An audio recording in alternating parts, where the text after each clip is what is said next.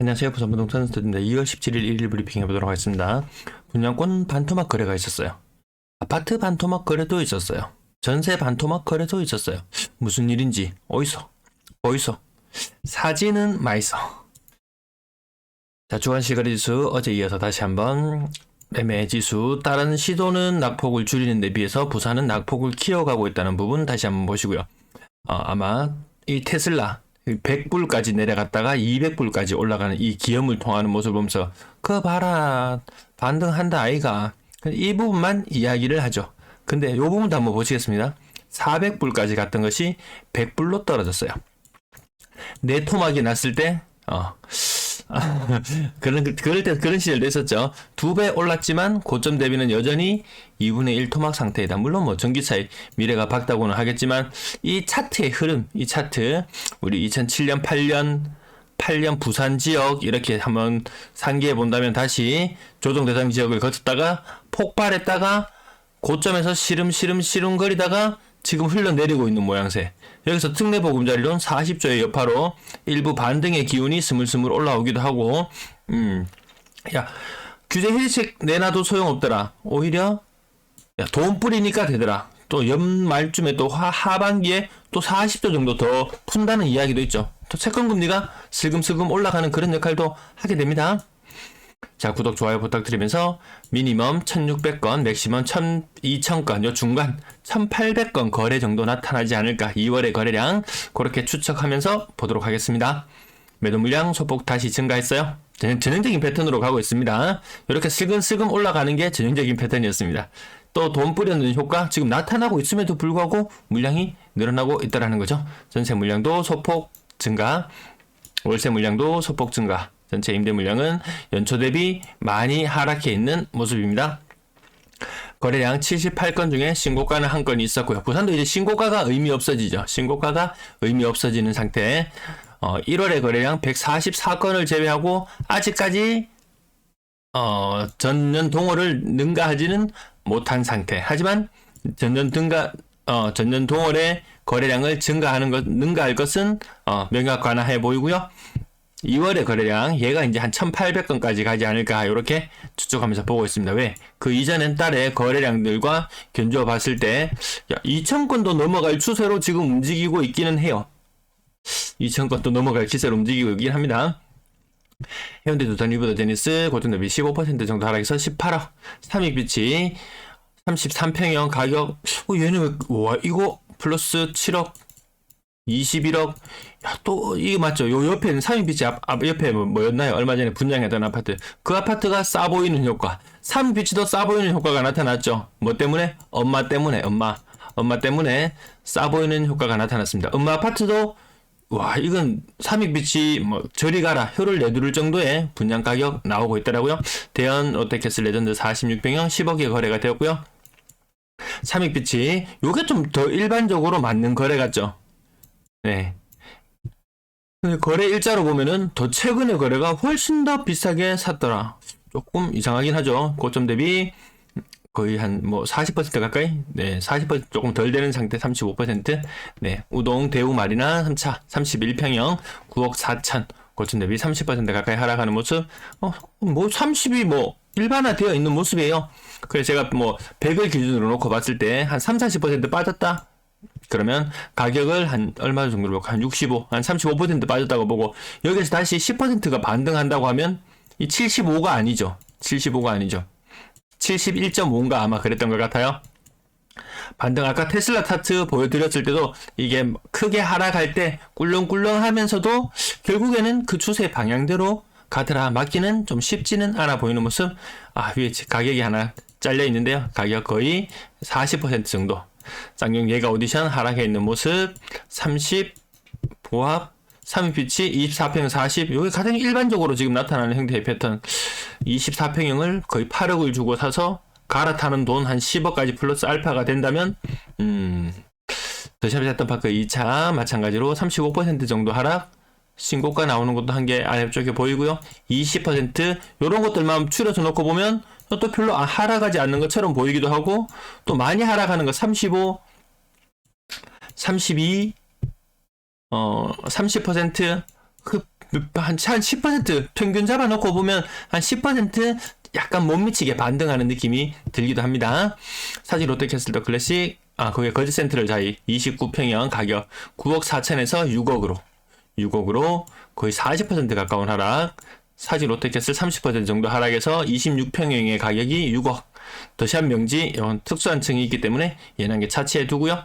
나머지 근데 오를 때는 또 얘들 맞죠? 얘가 야 이 아파트 더샵 명지 그거 8억까지 갔었던 아파트야 이렇게 이야기했을 텐데 내릴 때 되니까 요거는 좀 특수한 층이니까 하고 이렇게 좀 배제해 버리기도 하고 어쨌든 자 가격 흐름 계속 살펴보시면은 30% 이상 하락하는 것이 여전히 많은 상태. 그 중에 40% 눈에 띄고 역시 요런 하락률들 보면 다른 지역은 일부 반등한 느낌이 약간 들긴 한데 부산은 반등한 느낌이 조금 덜 들어 보이기도 하고 약간 오락가락합니다.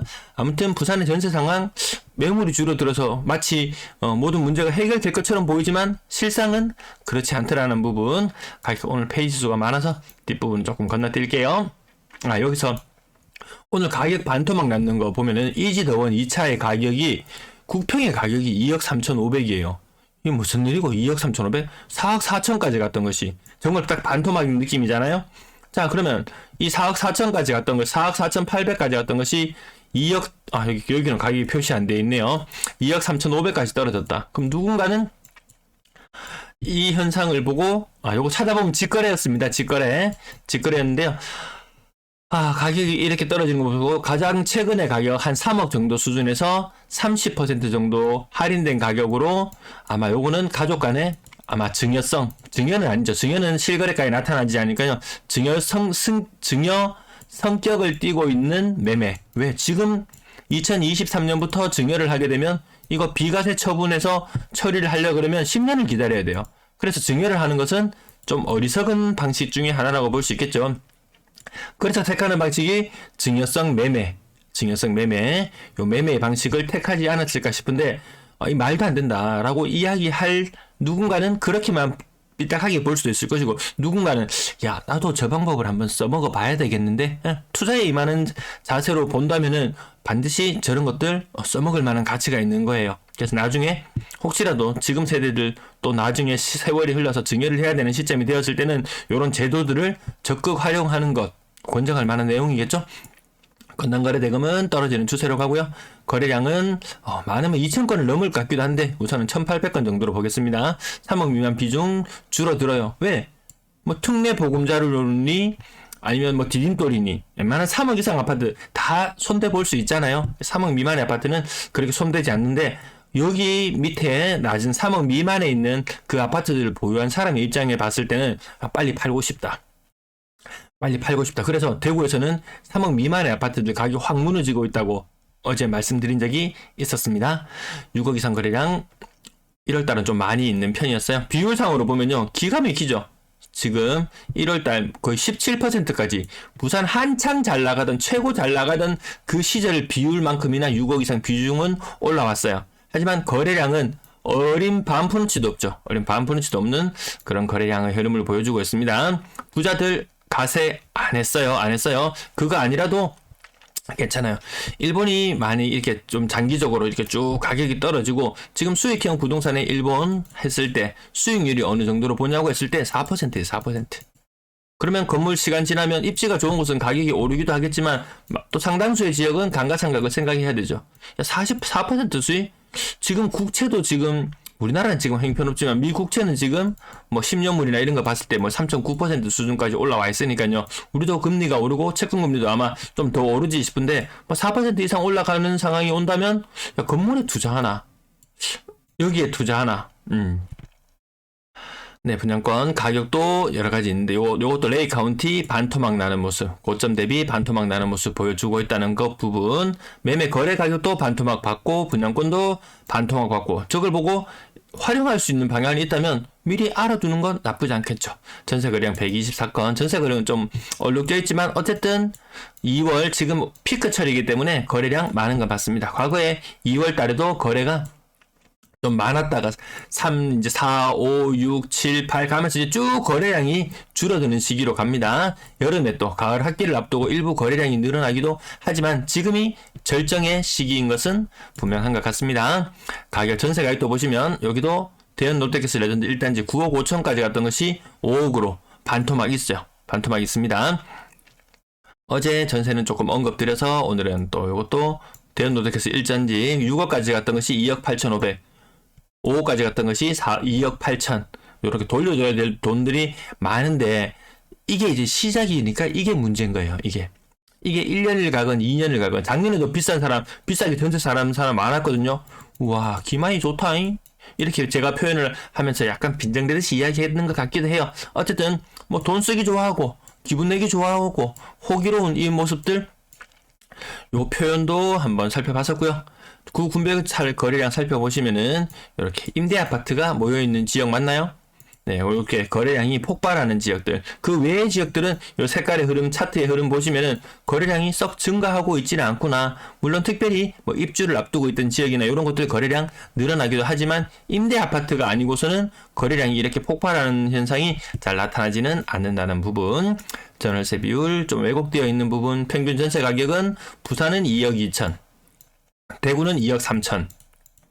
대구가 조금 더 비싼 느낌이 들게 만든 것은 여기 사랑의 힘으로 요게 보통 평균 전세 가격이 한 2.2억 정도 선이더라고요. 얘 거래량이 굉장히 많이 들어가 있기 때문에 전체 평균을 좀 끌어내리는 역할도 한다. 하지만 뭐 전체적인 평균 전세 가격은 늘 비슷한 흐름이었습니다. 3억 미만 비중 86% 수준까지 올라와 있고요. 4억 이상 거래량, 4억 이상의 전세에 산다. 그거 아주 좀 희귀하다라고 이야기해야 될 정도로 비율이 굉장히 많이 줄어들었어요. 요때 흐름 정도죠. 2019년 마치 가격이 조정 대상 지역 해제, 2019년 가을에 규제 지역 해제되던 그 무렵의 거래량만큼이나 많이 내려와 있는 그런 상태인 것 같습니다. 그렇다면 매매 가격 또한 이쪽으로 돌아갈 확률이 더 높지 않을까, 이런 관점으로 바라볼 수도 있을 것 같고요. 4억 이상 비중도 떨어져 있는 상태. 네, 오늘도 여기까지 내용 마칠게요. 네, 시청 감사합니다.